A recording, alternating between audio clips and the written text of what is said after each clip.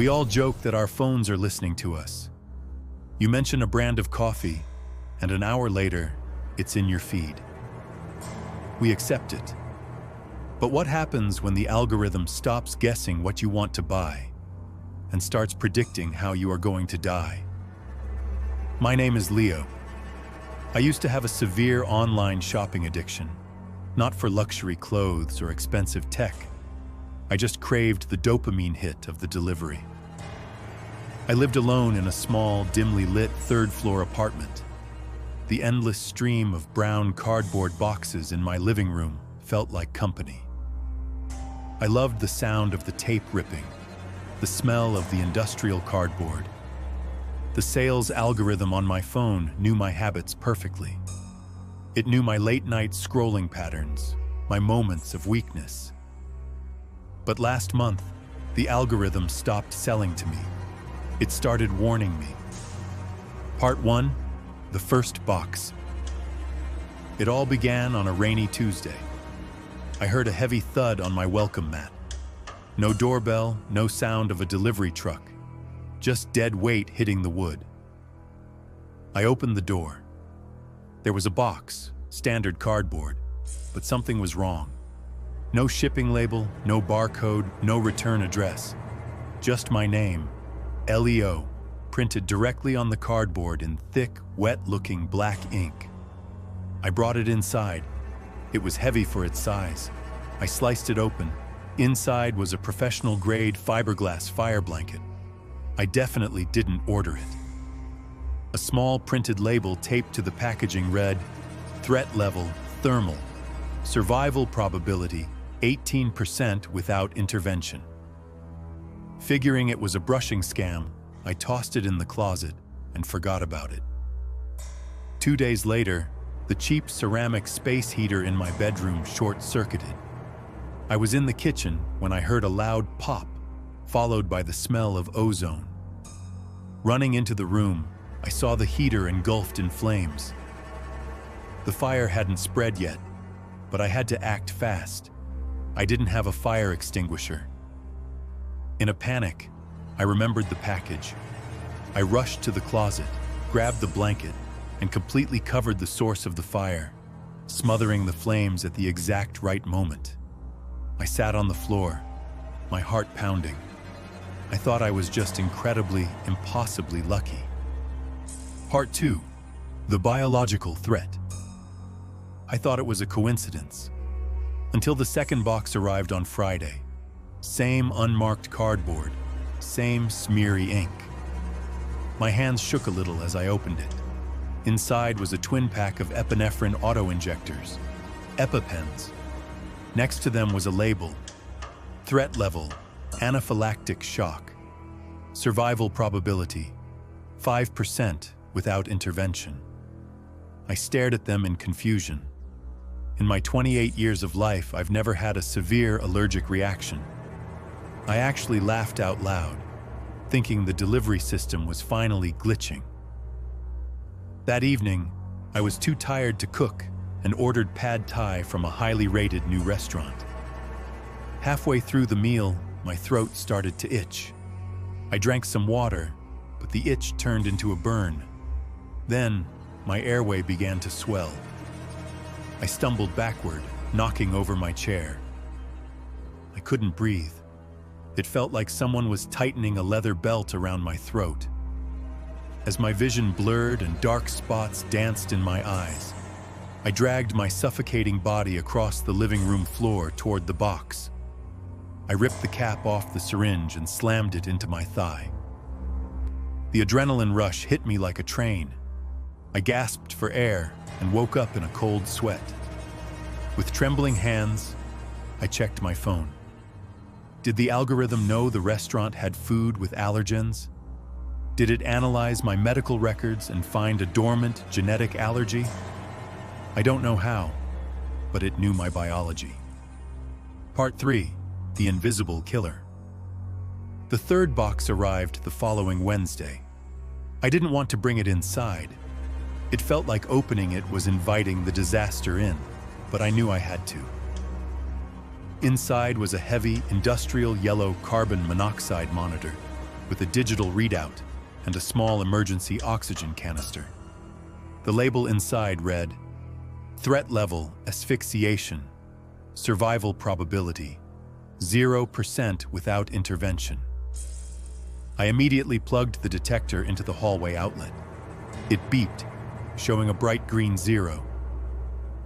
I felt stupid sitting on my couch with an oxygen mask on my lap.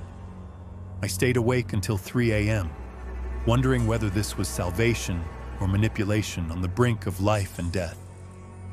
But now paranoia began to torment me. I expected a catch at any moment. Nothing happened. Exhausted, I finally fell asleep. At 4:30 a.m., I was violently jolted awake by a piercing, ear-splitting siren. It was the yellow detector. The digital screen was flashing red with a terrifyingly high number. Carbon monoxide, the silent killer. I felt dizzy, nauseous, my limbs heavy like lead. I immediately strapped the oxygen mask to my face, grabbed my keys, and stumbled out into the hallway. The whole building smelled strange. I pulled the fire alarm on my way out. An hour later, standing on the sidewalk wrapped in an emergency blanket, I watched paramedics carry out my elderly neighbor, Mrs. Gable, on a stretcher. A massive gas leak in the basement had filled the lower floors. If I hadn't plugged in that detector, I would have died in my sleep. The algorithm knew the city's infrastructure. It knew the pipes were failing before the city services even found out. Part 4. The submersion. The fourth box arrived 2 weeks later. Inside was a bright orange emergency car window breaker with a tungsten tip and a seatbelt cutter. The attached label read, "Threat level submersion, survival probability, 12% without intervention." Before this, all the disasters had caught up with me in my apartment. But this was something new. I decided to put the box's contents into my backpack, and the new disaster didn't take long to arrive. The next evening, I had to take a taxi across town in a torrential downpour. When we were crossing the old river bridge, the car's front tire blew out. The driver lost control. We smashed through the metal guardrail and plunged into the dark, freezing water of the river. The car began to sink instantly. The electrical system shorted out. The doors wouldn't budge due to the immense water pressure. The driver panicked and screamed as the water rose to our chests. I pulled the orange tool from my backpack, sliced through my jammed seatbelt, and struck the side window with the tungsten tip. The glass shattered instantly. I pulled myself and the driver out just as the car disappeared into the black abyss. Did the algorithm know everything, or was it creating these situations? Part 5. The Shard. I couldn't ignore it anymore. The fifth box was waiting for me when I got home from the hospital. A heavy-duty, military-style tourniquet. The label was blunt. Threat level, arterial hemorrhage. Survival probability, 4% without intervention. I carried it with me everywhere. 3 days later, I was walking past a construction site downtown. A sudden, strong gust of wind caught a massive pane of tempered glass being hoisted by a crane. It swung, hit the scaffolding, and shattered. A razor-sharp shard fell and sliced the back of my calf, severing an artery. Blood pulsed in terrifying rhythmic spurts. I collapsed on the sidewalk.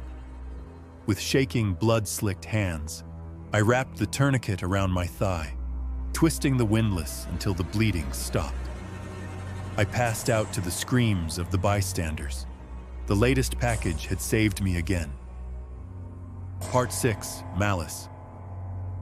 While the medics were patching up my leg, the thought of the next package wouldn't leave my mind. Now my life had turned into a viscous waiting game. When I found the sixth box on my porch, a deep, primal dread washed over me. I opened it. Inside was a heavy, military-grade tactical flashlight. Cold, black aluminum. 2,000 lumens of blinding power. This wasn't a medical supply. This wasn't an environmental alarm. This was a tool for a confrontation. The label read, "Threat level, blunt force trauma/home invasion. Survival probability, 15% without intervention." I put the flashlight on the table. A couple of days later, my plans for the evening were canceled. I was supposed to work the night shift, but my partner asked to swap. At exactly 11:14 p.m., a severe storm knocked out the power grid in the neighborhood. Absolute suffocating darkness. I felt something was wrong and grabbed the flashlight. I sat in the pitch black, gripping it so hard my knuckles turned white. 10 minutes passed, and then I heard it. A rusty creak from the metal fire escape outside my bedroom window. Someone was climbing up. It wasn't the wind, it was slow, calculated footsteps. Then came the sound of a metal blade wedging into the window frame. The glass began to crack. My heart was beating against my ribs like a bird in a cage. The window shattered inwards. Heavy boots stepped onto the bedroom floor.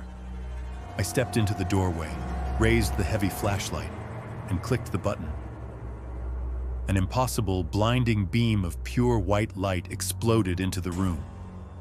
It hit a man dressed entirely in black, clutching a crowbar. Startled, he flinched, dropping the iron bar, completely blinded by the strobe. Stumbling backward, he tripped over the windowsill and fell out the window, crashing loudly down the metal stairs into the alley. That was the exact moment my sanity finally broke. The algorithm wasn't just predicting random accidents or rusty pipes anymore. It was predicting human malice. It knew someone was coming to hurt me, and it knew how I would act better than I did. Part 7. The impossible choice. And so, we arrive at today, the 7th box. I haven't slept in 3 days. The apartment is a total mess. When I heard the knock on the porch this morning, I almost refused to open the door. The box was small, but unexpectedly heavy. I tore it open, my hands shaking violently. Resting on the brown packing paper was a dark steel, loaded .38 caliber revolver. The smell of gun oil hit my nose. Right next to the gun lay a Polaroid photograph. It was a picture of my best friend, David. We've known each other for 10 years. He's the one who helped me move into this apartment. I flipped the photo over. Taped to the back was a printed label. It read, "Threat level, critical. Survival probability, 0% unless neutralized." My blood ran cold. The room started spinning. David wasn't a threat. David is a good person. This has to end. The algorithm finally made a mistake. It's a glitch in the code, a machine learning error. But I looked at the fire blanket, the empty EpiPen, the carbon monoxide detector, the flashlight. The algorithm hasn't been wrong once, not a single time. It saw patterns that I couldn't see. It saw the truth. As I stared at the dark steel of the gun, a sound broke the silence of the apartment. The cheerful, familiar chime of the doorbell. I jumped. Slowly, I walked over to the digital security monitor on the wall. There, on the grainy black and white night vision screen, was David. He was standing on my porch, but he wasn't doing his usual goofy wave. He was just standing there, completely motionless, staring directly into the camera lens with an unnatural smile. One of his hands was hidden deep in his jacket pocket. The doorbell rang again.